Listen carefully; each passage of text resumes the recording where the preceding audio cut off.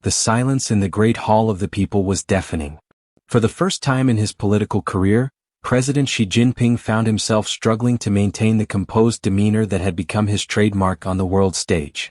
Across from him sat Captain Ibrahim Traoré, Burkina Faso's revolutionary leader, whose piercing gaze seemed to see straight through the carefully constructed walls of diplomatic protocol.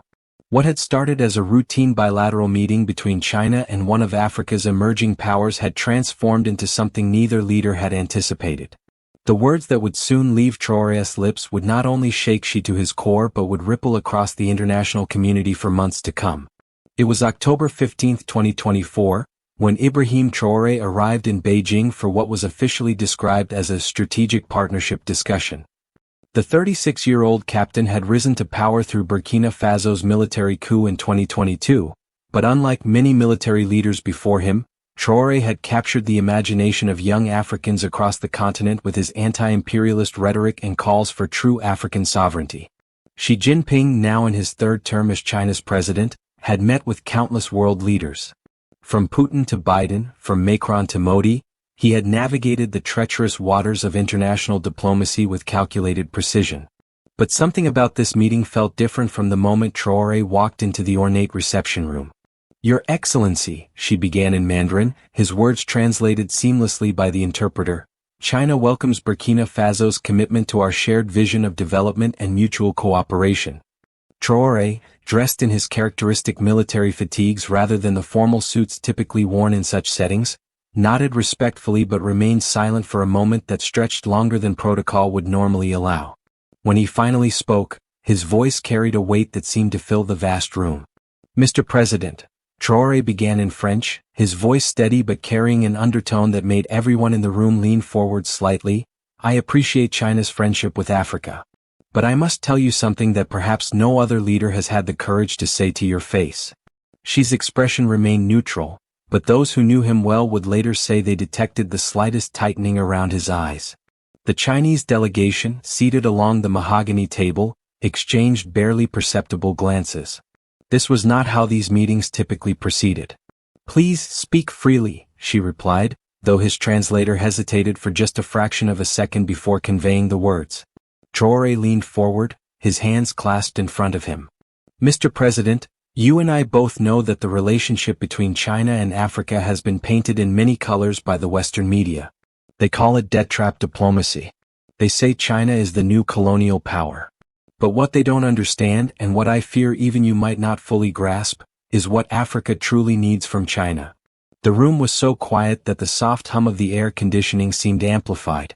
She gestured for Traoré to continue, his diplomatic training keeping his expression neutral despite the unusual direction of the conversation. "For decades," Traoré continued, his voice gaining strength, "Africa has been told what it needs. The West told us we needed their democracy, their values, their economic systems. They promised development in exchange for our resources, our sovereignty, our dignity. And when their promises proved hollow, when their loans came with conditions that stripped away our independence, many of us turned to China with hope." She nodded slightly, recognizing the familiar narrative that had driven much of China's engagement with Africa over the past 2 decades.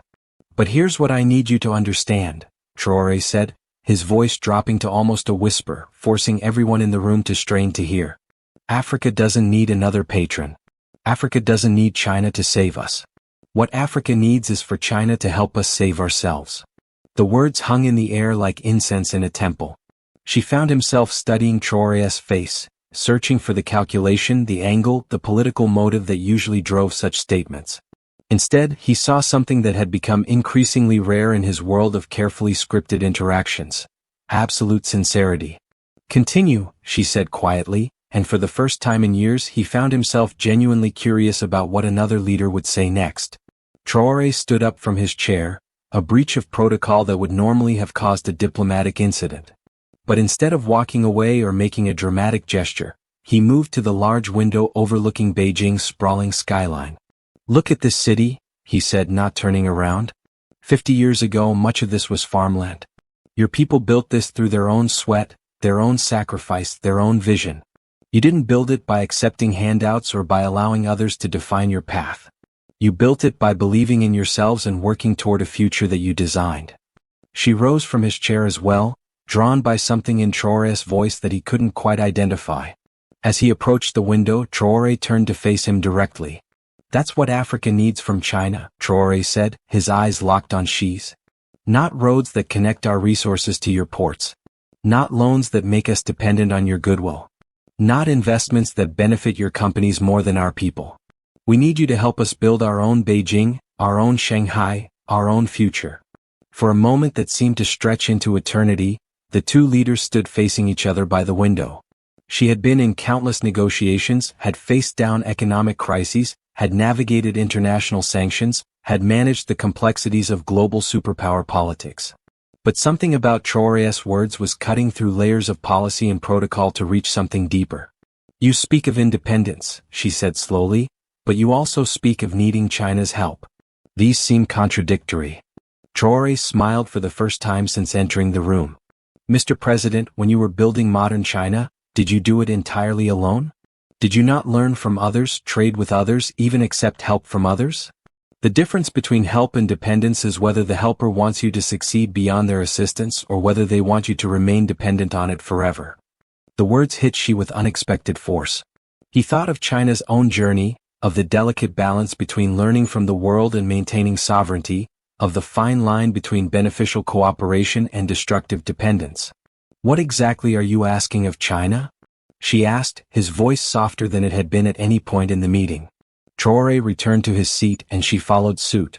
The formal structure of the meeting had dissolved into something more intimate, more honest. "I'm asking China to help Africa become China," Traoré said simply. "Not to become Chinese, but to become what China became, a civilization that stands on its own feet, that defines its own path, that engages with the world from a position of strength rather than weakness." As Traoré continued speaking, Xi found himself remembering conversations from decades earlier, when China itself was emerging from isolation and seeking its place in the world. He remembered the careful calculations, the strategic patience, the long-term thinking that had characterized China's rise. But he also remembered something else: the burning desire for respect, for recognition, for the right to chart their own course.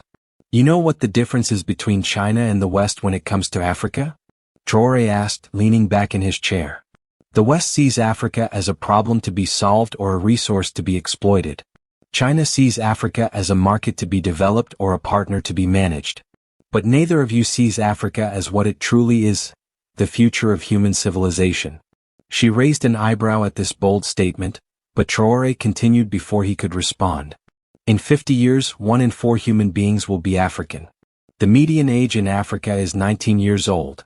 We have 60% of the world's uncultivated arable land, 90% of its platinum, 90% of its cobalt, 50% of its gold, 98% of its chromium, 70% of its tantalite, 64% of its manganese, and 1/3 of its uranium.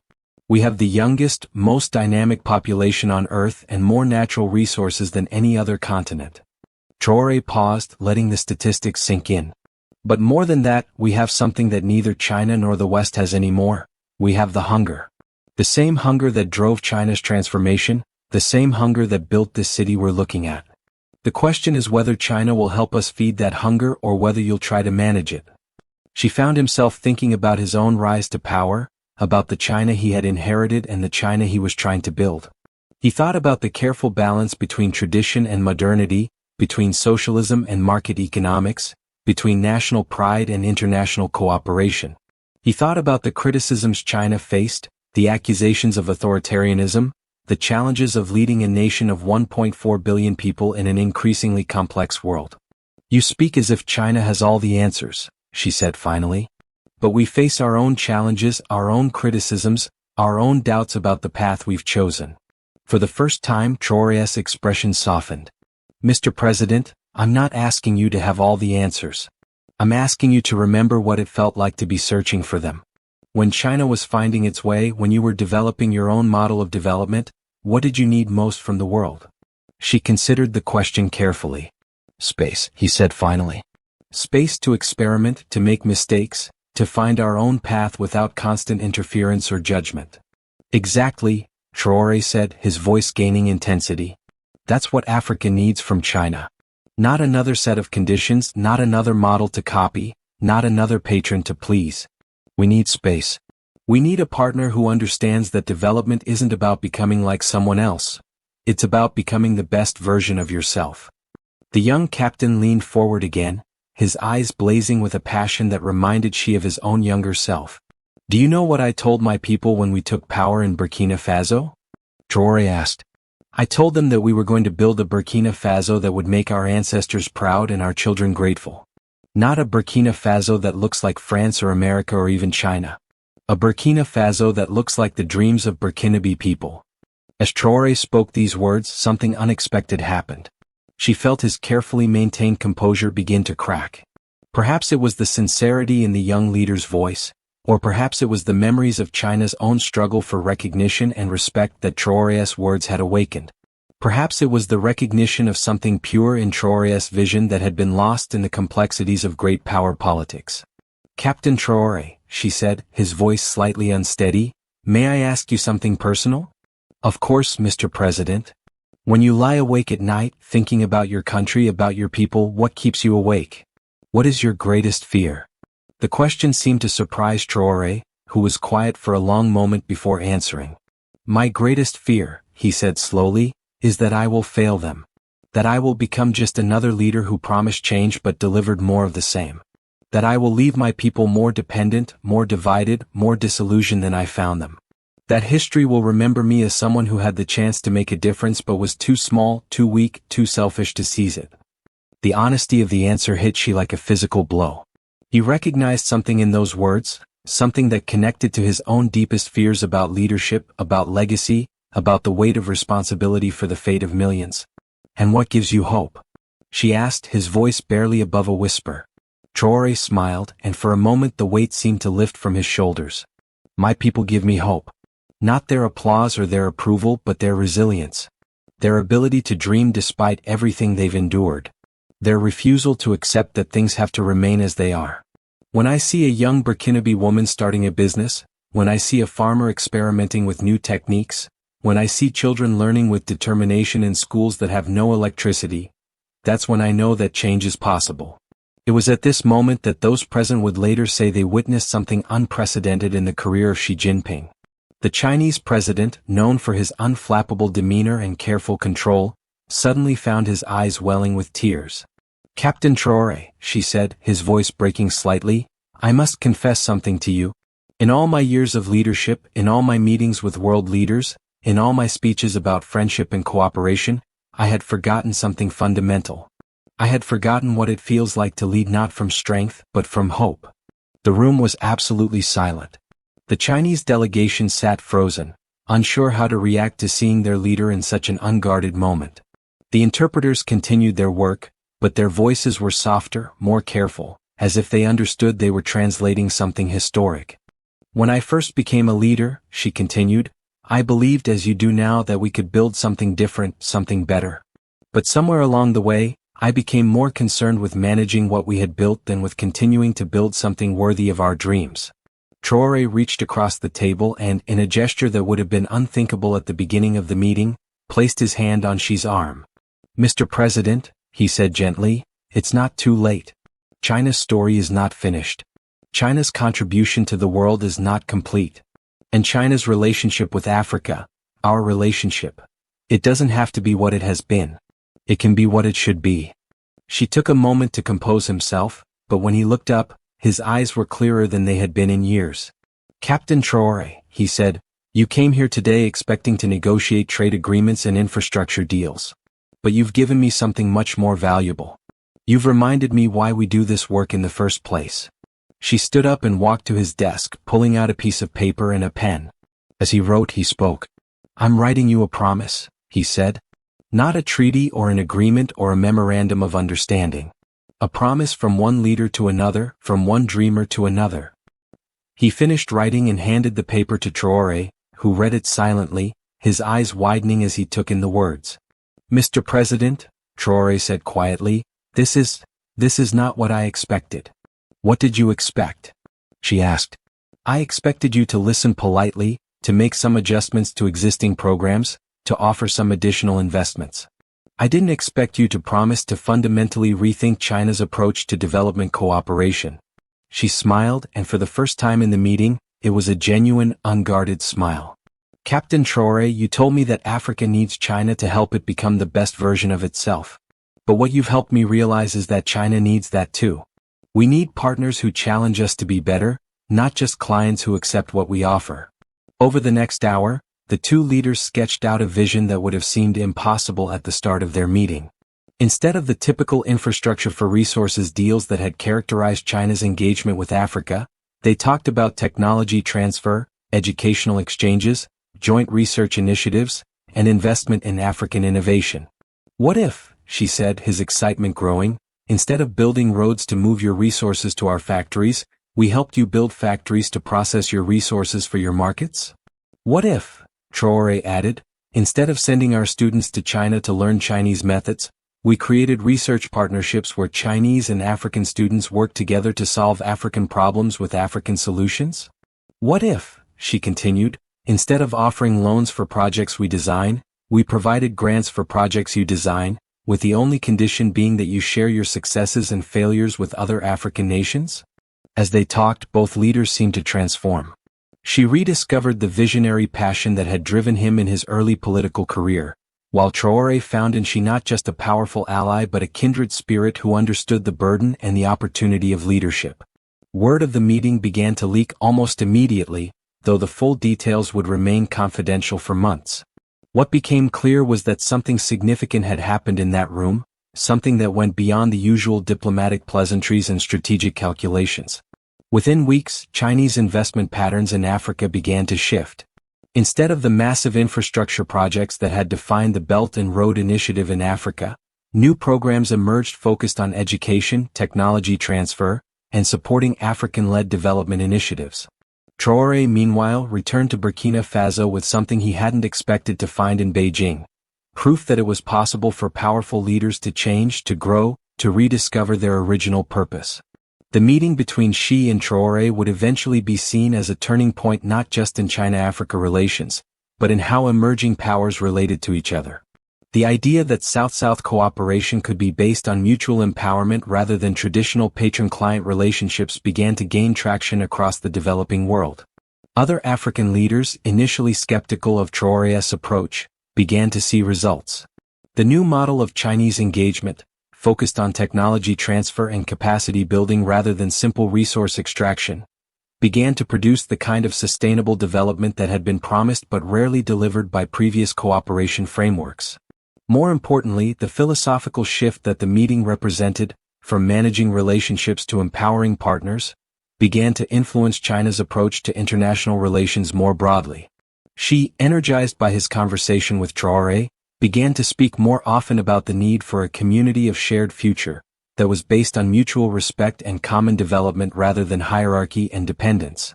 For Xi personally, the meeting marked a return to the idealism that had driven his early political career.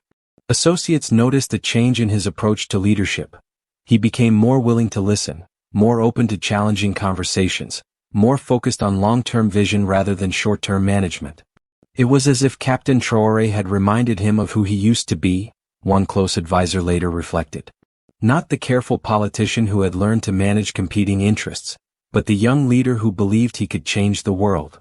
For Traoré, the meeting provided validation that his approach to leadership, based on authenticity, vision, and genuine concern for his people, could succeed even at the highest levels of international politics. The respect he had earned from one of the world's most powerful leaders gave him confidence to continue pushing for transformative change in Africa and beyond.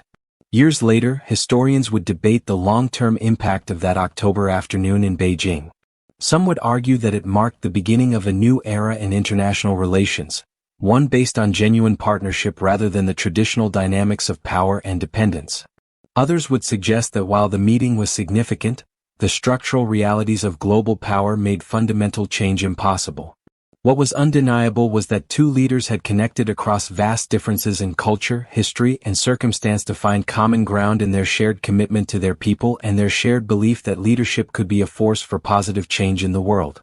The image of Xi Jinping, one of the world's most powerful men, moved to tears by the passionate words of a young African revolutionary, became a symbol of the possibility that even in the cynical world of international politics, authentic human connection could still matter. As this story is being written, both leaders continue their work. Xi, energized by his renewed sense of purpose, has pushed China toward a more collaborative approach to international development. Traoré, supported by China's new commitment to African empowerment, has made significant progress in transforming Burkina Faso into a model of self-determined development. Their relationship, born in that unexpected moment of honesty and vulnerability, has become a template for a new kind of international partnership. One based not on what the powerful can extract from the weak, but on what different civilizations can learn from each other. The words that Traoré spoke that day, about Africa's need to become the best version of itself, about the difference between help and dependence, about the power of genuine partnership, continue to resonate not just in the halls of power in Beijing and Ouagadougou, but wherever leaders struggle with the challenge of serving their people while engaging with the world. And perhaps most importantly, the tears that she shed that afternoon, tears of recognition, of rediscovered purpose, of hope renewed, serve as a reminder that even the most powerful among us are still human, still capable of growth, still able to be moved by truth spoken with courage and conviction. In a world often defined by cynicism and calculation, the meeting between Xi Jinping and Ibrahim Traoré stands as proof that authentic leadership, genuine partnership, and transformative change remain possible. The conversation that began in that room in Beijing continues in conference rooms and villages, in universities and laboratories, in the dreams of young people across China and Africa who dare to believe that their generation can build something better than what they inherited. The revolution that Traoré spoke of that day, the revolution of self-determination, of mutual respect, of shared prosperity, is still unfolding. And the tears that she shed were not tears of sadness, but tears of recognition that such a revolution is not only possible but necessary, not only for Africa and China, but for a world that desperately needs new models of how different peoples can live and work together in dignity and hope.